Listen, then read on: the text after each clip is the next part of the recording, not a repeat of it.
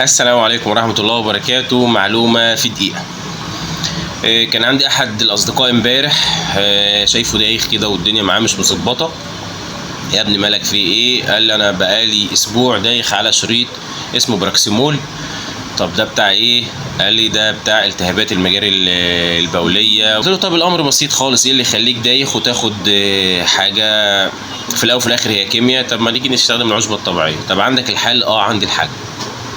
ايه الحل بتاعه؟ عشبة بسيطة خالص، ممكن تروح تجيبها من عند أي عطار، اسمها حلفة بر. حلفة بر دي للالتهابات المجاري البولية قوية جدا ورخيصة وببلاش، وفي ناس الفلاحين كمان بيعتبروها حشيشة وبيرموها رغم إن هي لها فوائد قوية جدا.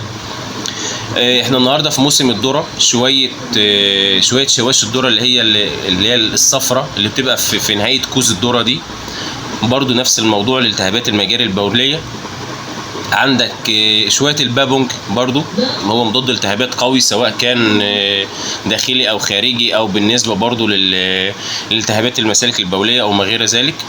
الخلة، ممكن ايه كمان تاني، الكرفس، البقدونس، كل الحاجات دي بتشتغل على المسالك البولية والأملاح والصديد، الحصى، كل ما يخص مشاكل الالتهابات البولية.